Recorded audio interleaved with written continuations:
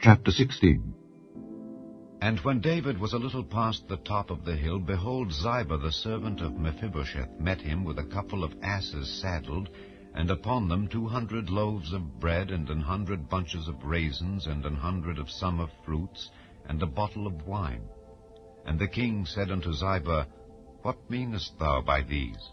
And Ziba said, The asses be for the king's household to ride on, and the bread and summer fruit for the young men to eat, and the wine that such as be faint in the wilderness may drink. And the king said, And where is thy master's son? And Ziba said unto the king, Behold, he abideth at Jerusalem. For he said, Today shall the house of Israel restore me the kingdom of my father.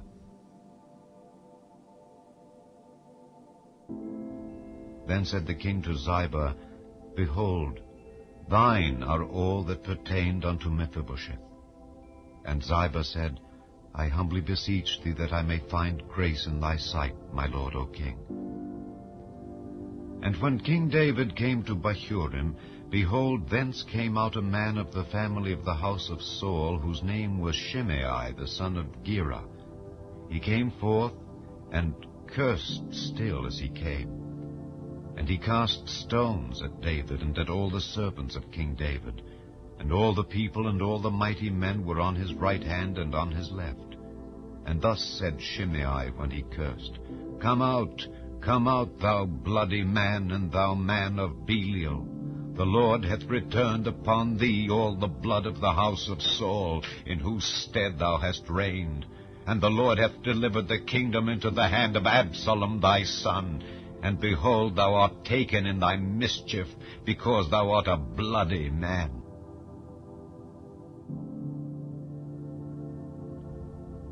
Then said Abishai the son of Zeruiah unto the king, Why should this dead dog curse my lord the king? Let me go over, I pray thee, and take off his head. And the king said, What have I to do with you, ye sons of Zeruiah? So let him curse, because the Lord hath said unto him, Curse David. Who shall then say, Wherefore hast thou done so? And David said to Abishai and to all his servants, Behold, my son which came forth of my bowels seeketh my life. How much more now may this Benjamite do it? Let him alone and let him curse, for the Lord hath bidden him. It may be that the Lord will look on mine affliction, and that the Lord will requite me good for his cursing this day. And as David and his men went by the way, Shimei went along on the hill's side over against him, and cursed as he went, and threw stones at him, and cast dust. And the king and all the people that were with him came weary, and refreshed themselves there. And Absalom and all the people, the men of Israel, came to Jerusalem, and Ahithophel with him.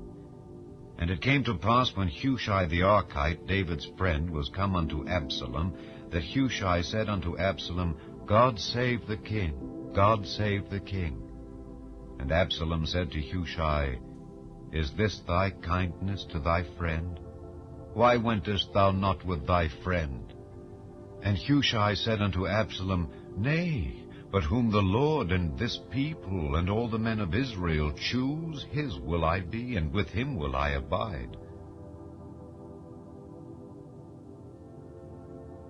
And again, whom should I serve? Should I not serve in the presence of his son? As I have served in thy father's presence, so will I be in thy presence. Then said Absalom to Ahithophel, Give counsel among you what we shall do. And Ahithophel said unto Absalom, Go in unto thy father's concubines, which he hath left to keep the house. And all Israel shall hear that thou art abhorred of thy father. Then shall the hands of all that are with thee be strong. So they spread Absalom a tent upon the top of the house. And Absalom went in unto his father's concubines in the sight of all Israel. And the counsel of Ahithophel, which he counseled in those days, was as if a man had inquired at the oracle of God. So was all the counsel of Ahithophel, both with David and with Absalom.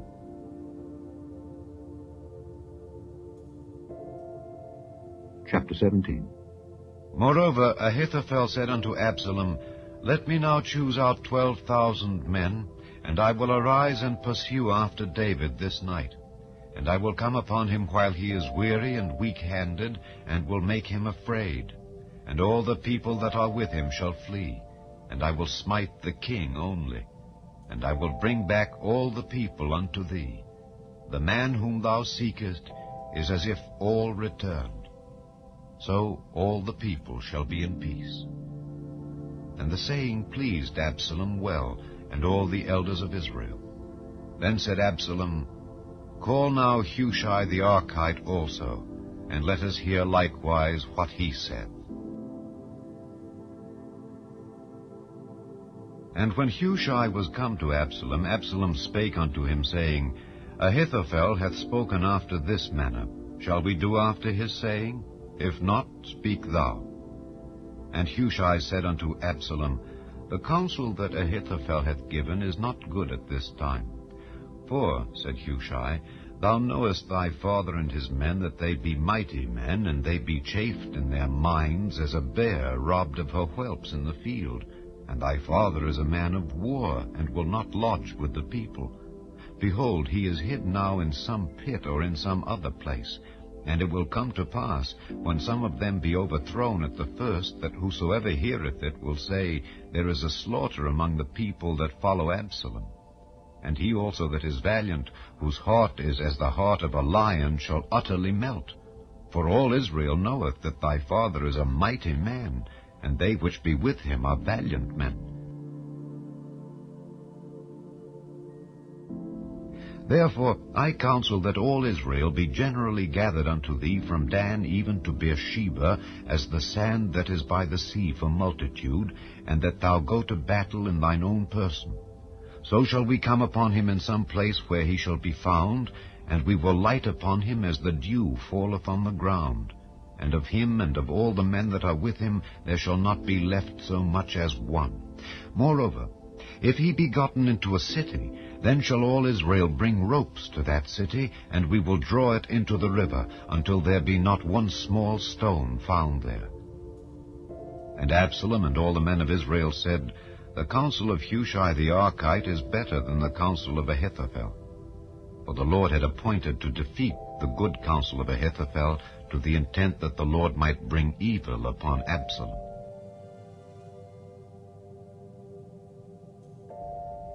Then said Hushai unto Zadok and to Abiathar the priests, Thus and thus did Ahithophel counsel Absalom and the elders of Israel, and thus have I counseled. Now therefore send quickly and tell David, saying, Lodge not this night in the plains of the wilderness, but speedily pass over, lest the king be swallowed up, and all the people that are with him. Now Jonathan and Ahimaaz stayed by Enrogel, for they might not be seen to come into the city.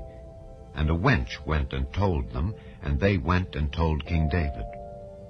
Nevertheless a lad saw them and told Absalom. But they went both of them away quickly, and came to a man's house in Bahurim, which had a well in his court, whither they went down. And the woman took and spread a covering over the well's mouth, and spread ground corn thereon, and the thing was not known. And when Absalom's servants came to the woman to the house, they said, Where is Ahimaaz and Jonathan? And the woman said unto them, They be gone over the brook of water. And when they had sought and could not find them, they returned to Jerusalem. And it came to pass after they were departed, that they came up out of the well, and went and told King David, and said unto David, Arise and pass quickly over the water, for thus hath Ahithophel counselled against you. Then David arose, and all the people that were with him, and they passed over Jordan. By the morning light there lacked not one of them that was not gone over Jordan. And when Ahithophel saw that his counsel was not followed, he saddled his ass, and arose, and gat him home to his house, to his city, and put his household in order, and hanged himself, and died, and was buried in the sepulchre of his father. Then David came to Mahanaim, and Absalom passed over Jordan, he and all the men of Israel with him. And Absalom made Amasa captain of the host instead of Joab, which Amasa was a man's son whose name was Ithra, an Israelite, that went in to Abigail, the daughter of Nahash, sister to Zeruiah, Joab's mother. So Israel and Absalom pitched in the land of Gilead.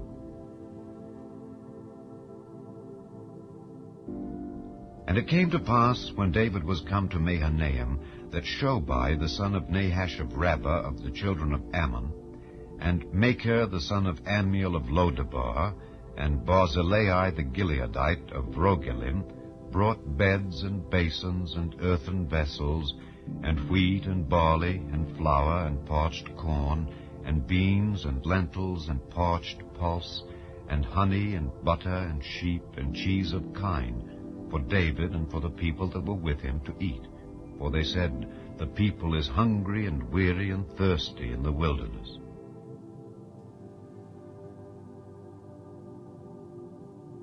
Chapter 18.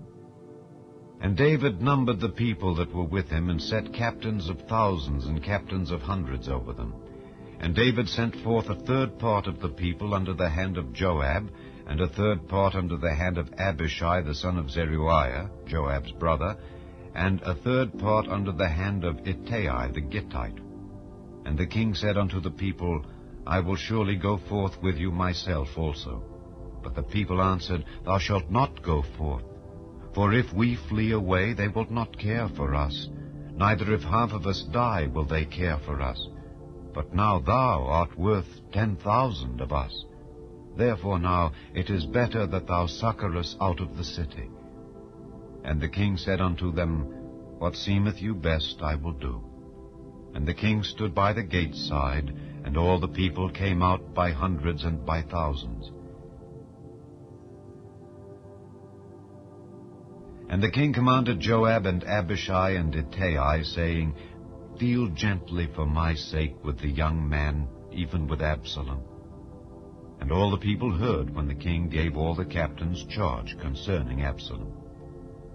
So the people went out into the field against Israel, and the battle was in the wood of Ephraim, where the people of Israel were slain before the servants of David, and there was there a great slaughter that day of 20,000 men. For the battle was there scattered over the face of all the country, and the wood devoured more people that day than the sword devoured. And Absalom met the servants of David. And Absalom rode upon a mule, and the mule went under the thick boughs of a great oak, and his head caught hold of the oak, and he was taken up between the heaven and the earth, and the mule that was under him went away. And a certain man saw it, and told Joab, and said, Behold, I saw Absalom hanged in an oak. And Joab said unto the man that told him, And behold, thou sawest him, and why didst thou not smite him there to the ground? And I would have given thee 10 shekels of silver and a girdle. And the man said unto Joab, Though I should receive 1,000 shekels of silver in mine hand, yet would I not put forth mine hand against the king's son. For in our hearing the king charged thee and Abishai and Ittai, saying, Beware that none touch the young man Absalom. Otherwise I should have wrought falsehood against mine own life. For there is no matter hid from the king, and thou thyself wouldest have set thyself against me.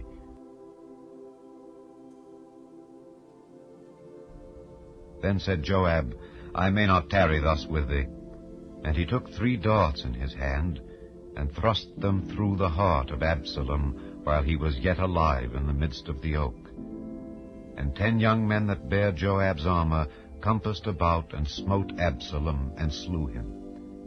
And Joab blew the trumpet, and the people returned from pursuing after Israel, for Joab held back the people. And they took Absalom, and cast him into a great pit in the wood, and laid a very great heap of stones upon him. And all Israel fled every one to his tent. Now Absalom in his lifetime had taken and reared up for himself a pillar which is in the king's dale. For he said, I have no son to keep my name in remembrance. And he called the pillar after his own name, and it is called unto this day Absalom's place. Then said Ahimaaz the son of Zadok, Let me now run and bear the king tidings how that the Lord hath avenged him of his enemies. And Joab said unto him, Thou shalt not bear tidings this day, but thou shalt bear tidings another day. But this day thou shalt bear no tidings, because the king's son is dead. Then said Joab to Cushai, Go tell the king what thou hast seen. And Cushai bowed himself unto Joab, and ran. Then said Ahimaaz the son of Zadok yet again to Joab, But howsoever, let me, I pray thee, also run after Cushai. And Joab said, Wherefore wilt thou run, my son, seeing that thou hast no tidings ready? But howsoever, said he, let me run. And he said unto him, Run. Then Ahimaaz ran by the way of the plain, and overran Cushai. And David sat between the two gates, and the watchman went up to the roof over the gate unto the wall, and lifted up his eyes, and looked, and behold, a man running alone. And the watchman cried and told the king, and the king said, If he be alone, there is tidings in his mouth. And he came apace and drew near, and the watchman saw another man running. And the watchman called unto the porter, and said, Behold, another man running alone. And the king said, He also bringeth tidings. And the watchman said, Methinketh the running of the foremost is like the running of Ahimaaz the son of Zadok. And the king said, He is a good man, and cometh with good tidings. And Ahimaaz called and said unto the king, All is well. And he fell down to the earth upon his face before the king, and said, Blessed be the Lord thy God, which hath delivered up the men that lifted up their hand against my lord the king. And the king said, Is the young man Absalom safe? And Ahimaaz answered, When Joab sent the king's servant, and me thy servant, I saw a great tumult, but I knew not what it was. And the king said unto him, Turn aside, and stand here. And he turned aside, and stood still. And behold, Cushai came. And Cushai said, Tidings, my lord the king. For the Lord hath avenged thee this day of all them that rose up against thee. And the king said unto Cushai, Is the young man Absalom safe? And Cushai answered, The enemies of my lord the king, and all that rise against thee to do thee hurt, be as that young man is. And the king was much moved, and went up to the chamber over the gate, and wept. And as he went, thus he said, O my son Absalom, my son Absalom, would God I had died for thee. O Absalom, my son, my son.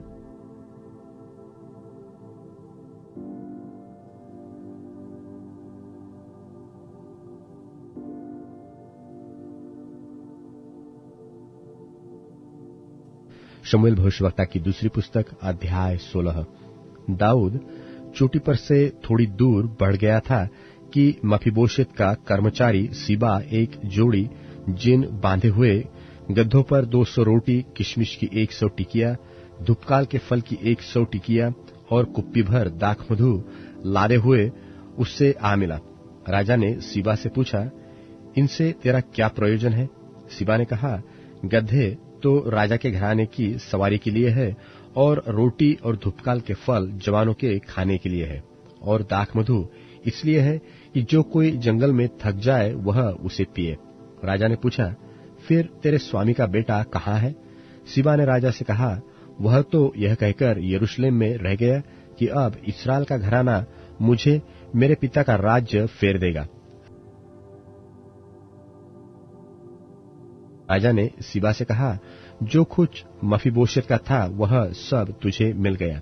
सीबा से कहना, प्रणाम, हे मेरे प्रभु, हे राजा, मुझ पर तेरे अनुग्रह की दृष्टि बनी रहे। जब दाऊद राजा बहुरीम तक पहुंचा, तब शाऊल का एक कुटुंबी वहां से निकला।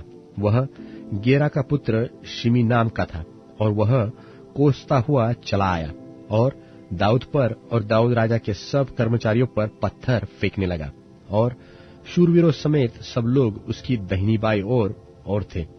और शिमी कोसता हुआ यो बकता गया कि दूर हो खूनी, दूर हो ओछे, निकल जा निकल जा। यहोवा ने तुझसे दाऊद के घराने के खून का पूरा पलटा लिया है, जिसके स्थान पर तू राजा बना है।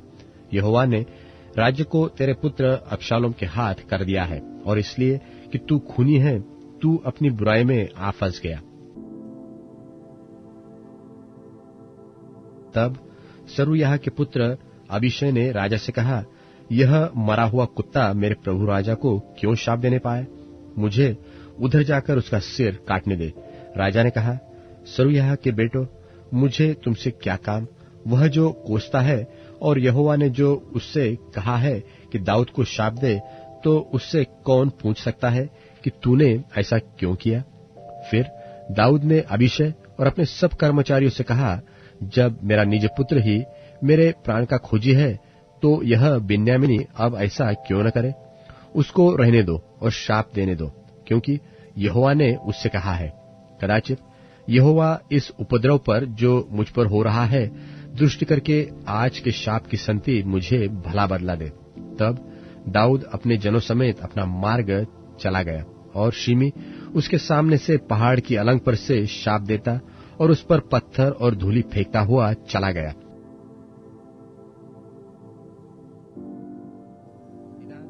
राजा अपने संग के सब लोगों समेत अपने ठिकाने पर थका हुआ पहुंचा और वहां विश्राम किया। अबशालोम सब इस्राएली लोगों समेत यरूशलेम को आया। जब दाऊद का मित्र एरेकी हुशै अबशालोम के पास पहुंचा, तब हुशै ने अबशालोम से कहा, राजा चिरंजीव रहे, राजा चिरंजीव रहे। अबशालोम ने उससे कहा, क्या यह तेरी प्रीति है जो तू अपने मित्र से रखता है? तू अपने मित्र के संग क्यों नहीं गया? हुशै ने अबशालोम से कहा, ऐसा नहीं, जिसको यहोवा और वे लोग, क्या वरन सब इस्राएली लोग चाहे, उसी का मैं हूं और उसी के संग मैं रहूंगा। और फिर मैं किसकी सेवा करूं? क्या उसके पुत्र के सामने रहकर सेवा न करूं? जैसा मैं तेरे पिता से रहकर सेवा करता था, वैसा ही तेरे सामने रहकर सेवा करूंगा। तब अबशालोम ने अहीतोपेल से कहा, तुम लोग अपनी सम्मति दो कि क्या करना चाहिए। अहीतोपेल ने अबशालोम से कहा, जिन रखेलियों को तेरा पिता भवन की चौकसी करने को छोड़ गया, उनके पास तू जा, और जब सब इस्राएली यह सुनेंगे कि अबशालोम का पिता उससे घिन करता है, तब तेरे सब संगी हियाव बांधेंगे। सो उसके लिए भवन की छत के ऊपर एक तंबू खड़ा किया गया, और अबशालोम समस्त इस्राएल के देखते अपने पिता की रखेलियों के पास गया। उन दिनों जो सम्मति अहीतोपेल देता था, वह ऐसी होती थी कि मानो कोई परमेश्वर का वचन पूछ लेता हो। अहीतोपेल चाहे दाऊद को चाहे अबशालोम को जो जो सम्मति देता, वह ऐसी ही होती थी।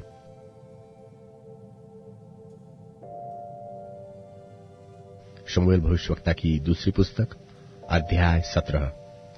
फिर अहीतोपेल ने अबशालोम से कहा, मुझे 12,000 पुरुष छांटने दे, और मैं उठकर आज ही की रात को दाऊद का पीछा करूंगा, और जब वह थका और निर्बल होगा, तब मैं उसे पकड़ूंगा और डराऊंगा, और जितने लोग उसके साथ हैं सब भागेंगे, और मैं राजा ही को मारूंगा, और मैं सब लोगों को तेरे पास लौटा लाऊंगा।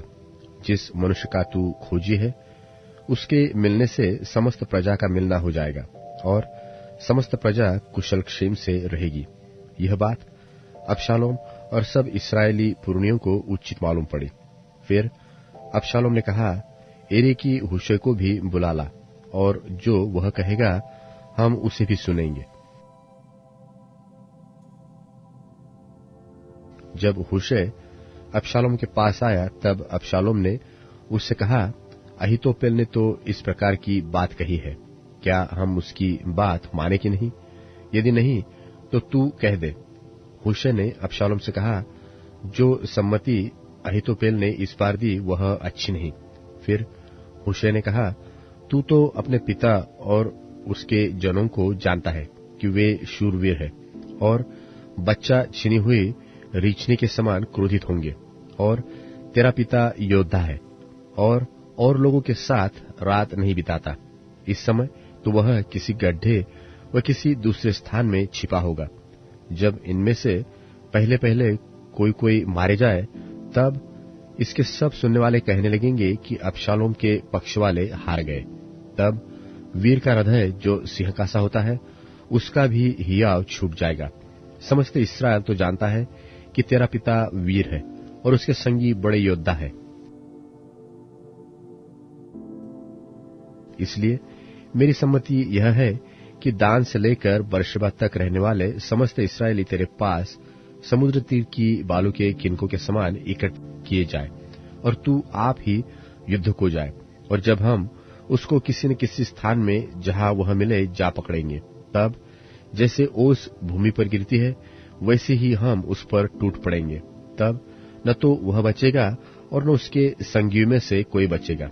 और यदि वह किसी नगर में घुसा हो तो सब इस्राएली उस नगर के पास रस्सियां ले आएंगे और हम उसे नाले में खींचेंगे, यहां तक कि उसका एक छोटा सा पत्थर भी न रह जाएगा। तब अबशालोम और सब इस्राएली पुरुषों ने कहा, एरे की हुशै की सम्मति अहीतोपेल की सम्मति से उत्तम है। यहोवा ने तो अहीतोपेल की अच्छी सम्मति को निष्फल करने के लिए ठाना था कि यह अबशालोम ही पर विपत्ति डाले। तब हुशै ने सादोक और एब्यातार याजकों से कहा, अहीतोपेल ने यो तो अबशालोम और इस्राएली पुरनियों को इस प्रकार की सम्मति दी और मैंने इस प्रकार की सम्मति दी है। इसलिए अब फुर्ती कर दाऊद के पास कहला भेजो कि आज रात जंगली घाट के पास न ठहरना, अवश्य पार ही हो जाना। ऐसा न हो कि राजा और जितने लोग उसके संग हो सब नाश हो जाए। योनातन और अहीमास एनरोगेल के पास ठहरे रहे और एक लौंडी जाकर उन्हें संदेश दे आती थी और वे जाकर राजा दाऊद को संदेशा देते थे, क्योंकि वे किसी के देखते नगर में नहीं जा सकते थे। एक छोकरे ने तो उन्हें देखकर अबशालोम को बताया, परंतु वे दोनों फुर्ती से चले गए और एक बहरीमवासी मनुष्य के घर पहुंचकर जिसके आंगन में कुआं था उसमें उतर गए। तब उसकी स्त्री ने कपड़ा लेकर कुएं के मुंह पर बिछाया और उसके ऊपर दला हुआ अन्न फैला दिया, इसलिए कुछ मालूम न पड़ा। तब अबशालोम के सेवक उस घर में उस स्त्री के पास जाकर कहने लगे, अहीमास और योनातन कहाँ है? स्त्री ने उनसे कहा, वे तो उस छोटी नदी के पार गए। तब उन्होंने उन्हें ढूंढा और न पाकर यरूशलेम को लौटे। जब वे चले गए तब ये कुएं में से निकले और जाकर दाऊद राजा को समाचार दिया। और दाऊद ने कहा, तुम लोग चलो फुर्ती करके नदी के पार हो जाओ, क्योंकि अहीतोपेल ने तुम्हारी हानि की ऐसी ऐसी सम्मति दी है। तब दाऊद अपने सब संगियों समेत उठकर यरदन पार हो गया और पह फटने तक उसमें से एक भी न रह गया जो यरदन के पार न हो गया हो। जब अहीतोपेल ने देखा कि मेरी सम्मति के अनुसार काम नहीं हुआ, तब उसने अपने गधे पर काठी कसी और अपने नगर में जाकर अपने घर में गया और अपने घराने के विषय जो जो आज्ञा देनी थी वह देकर अपने को फांसी लगा ली और वह मर गया और उसके पिता के कब्रिस्तान में उसे मिट्टी दे दी गई। दाऊद तो महनैम में पहुंचा और अबशालोम सब इस्राएली पुरुषों समेत यरदन के पार गया। और अबशालोम ने अमासा को योआब के स्थान पर प्रधान सेनापति ठहराया। यह अमासा एक पुरुष का पुत्र था जिसका नाम इस्राएली इत्रो था, और वह योआब की माता सरूयाह की बहन अबीगल नाम नाशान की बेटी के संग सोया था। और इस्राएलियों ने और अबशालोम ने गिलाद देश में छावनी डाली।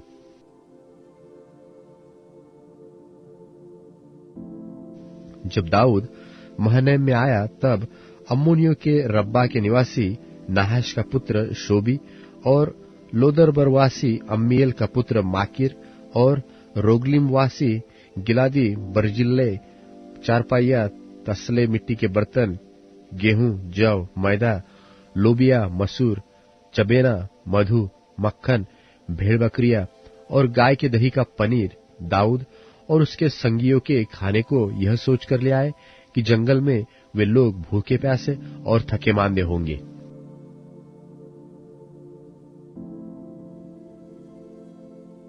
शमूएल भविष्यवक्ता की दूसरी पुस्तक अध्याय 18। तब दाऊद ने अपने संग के लोगों की गिनती ली और उन पर सहस्त्रपति और शतपति ठहराए।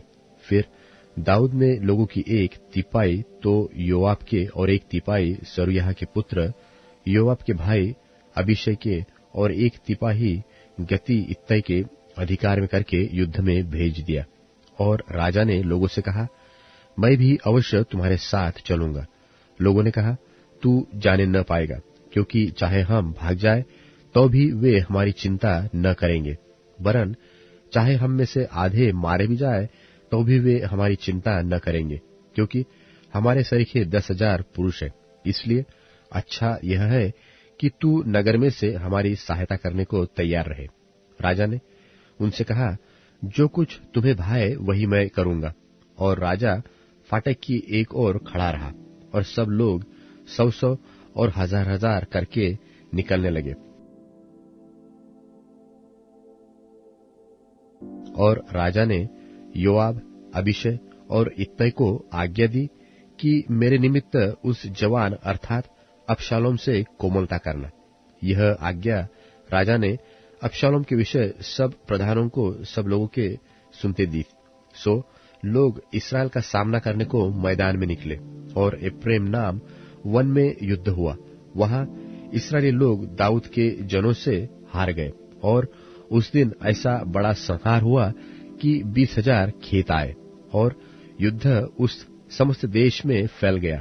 और उस दिन जितने लोग तलवार से मारे गए उनमें से भी अधिक वन के कारण मर गए। संयोग से अबशालोम और दाऊद के जनों की भेंट हो गई। अबशालोम तो एक खच्चर पर चढ़ा हुआ जा रहा था कि खच्चर एक बड़े बांज वृक्ष की घनी डालियों के नीचे से गया और उसका सिर उस बांज वृक्ष में अटक गया और वह अधर में लटका रह गया और उसका खच्चर निकल गया। इसको देखकर किसी मनुष्य ने योआब को बताया कि मैंने अबशालोम को बांज वृक्ष में टंगा हुआ देखा। योआब ने बताने वाले से कहा, तूने यह देखा, फिर क्यों उसे वही मार के भूमि पर न गिरा दिया? तो मैं तुझे 10 टुकड़े चांदी और एक कटिबंध देता। उस मनुष्य ने योआब से कहा, चाहे मेरे हाथ में 1000 टुकड़े चांदी तौल कर दिए जाए तो भी राजकुमार के विरुद्ध हाथ न बढ़ाऊंगा, क्योंकि हम लोगों के सुनते राजा ने तुझे और अबीशै और इत्तै को यह आज्ञा दी कि तुम में से कोई क्यों न हो उस जवान अर्थात अबशालोम को न छुए। यदि मैं धोखा देकर उसका प्राण लेता तो तू आप मेरा विरोधी हो जाता, क्योंकि राजा से कोई बात छिपी नहीं रही थी। योआब ने कहा, मैं तेरे संग यूं ही ठहरा नहीं रह सकता। सो उसने 3 लकड़ी हाथ में लेकर अबशालोम के हृदय में जो बांज वृक्ष में जीवित लटका था छेद डाला। तब योआब के 10 हथियार ढोने वाले जवानों ने अबशालोम को घेर के ऐसा मारा कि वह मर गया। फिर योआब ने नरसिंगा फूका और लोग इस्राएल का पीछा करने से लौटे, क्योंकि योआब प्रजा को बचाना चाहता था। तब लोगों ने अबशालोम को उतार के उस बन के एक बड़े गड्ढे में डाल दिया और उस पर पत्थरों का एक बहुत बड़ा ढेर लगा दिया और सब इस्राएली अपने अपने डेरे को भाग गए अपने जीते जी। अबशालोम ने यह सोचकर कि मेरे नाम का स्मरण करने वाला कोई पुत्र मेरे नहीं है, अपने लिए वह लाठ खड़ी कराई थी जो राजा की तराई में है और लाठ का अपना ही नाम रखा और आज के दिन तक अबशालोम की लाठ कहलाती है। और सदोक के पुत्र अहीमास ने कहा, मुझे दौड़कर राजा को यह समाचार देने दे कि यहोवा के न्याय करके तुझे तेरे शत्रुओं के हाथ से बचाया है। योआब ने उससे कहा, तू आज के दिन समाचार न दे, दूसरे दिन समाचार देने पाएंगे, परंतु आज समाचार न दे, इसलिए कि राजकुमार मर गया है। तब योआब ने एक कुशी से कहा, जो कुछ तूने देखा है वह जाकर राजा को बता दे। तो वह कुशी योआब को दंडवत करके दौड़ गया। फिर सादोक के पुत्र अहीमास ने दूसरी बार योआब से कहा, जो हो सो हो, परंतु मुझे भी कुशी के पीछे दौड़ जाने दे। योआब ने कहा, हे मेरे बेटे, तेरे समाचार का कुछ बदला न मिलेगा, फिर तू क्यों दौड़ जाना चाहता है? उसने यह कहा, जो हो सो हो, परंतु मुझे दौड़ जाने दे। उसने उससे कहा, दौड़। तब अहीमास दौड़ा और तराई से होकर कुशी के आगे बढ़ गया।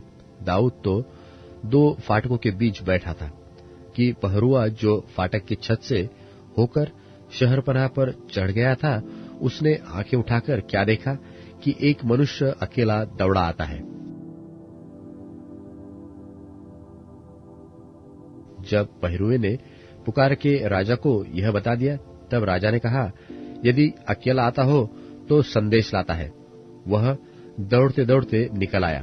फिर पहरुए ने एक और मनुष्य को दौड़ते हुए देख फाटक के रखवाले को पुकार के कहा, सुन, एक और मनुष्य अकेला दौड़ा आता है। राजा ने कहा, वह भी संदेश लाता होगा। पहरुए ने कहा, मुझे तो ऐसा देख पड़ता है कि पहले का दौड़ना सदक के पुत्र अहीमास का सा है। राजा ने कहा, वह तो भला मनुष्य है, तो भला संदेश लाता होगा। तब अहीमास ने पुकार के राजा से कहा, कल्याण। फिर उसने भूमि पर मुंह के बल गिर राजा को दंडवत करके कहा, तेरा परमेश्वर यहोवा धन्य है, जिसने मेरे प्रभु राजा के विरुद्ध हाथ उठाने वाले मनुष्य को तेरे वश में कर दिया है। राजा ने पूछा, क्या उस जवान अबशालोम का कल्याण है? अहीमास ने कहा, जब योआब ने राजा के कर्मचारी को और तेरे दास को भेज दिया, तब मुझे बड़ी भीड़ देख पड़ी, परंतु मालूम न हुआ कि क्या हुआ था। राजा ने कहा, हटकर यही खड़ा रह, और वह हटकर खड़ा रहा। तब कुशी भी आ गया, और कुशी कहने लगा, हे मेरे प्रभु राजा के लिए सुसमाचार है। यहोवा ने आज न्याय करके तुझे उन सबों के हाथ से बचाया है जो तेरे विरुद्ध उठे थे। राजा ने कुशी से पूछा, क्या वह जवान अर्थात अबशालोम कल्याण से है? कुशी ने कहा, मेरे प्रभु राजा के शत्रु और जितने तेरी हानि के लिए उठे हैं, उनकी दशा उस जवान की सी हो। तब राजा बहुत घबराया और फाटक के ऊपर की अटारी पर रोता हुआ चढ़ने लगा, और चलते चलते यो कहता गया कि हाय हाय मेरे बेटे अबशालोम, मेरे बेटे, हाय मेरे बेटे अबशालोम, भला होता कि मैं आप तेरी संति मरता। हाय अबशालोम, मेरे बेटे, मेरे बेटे।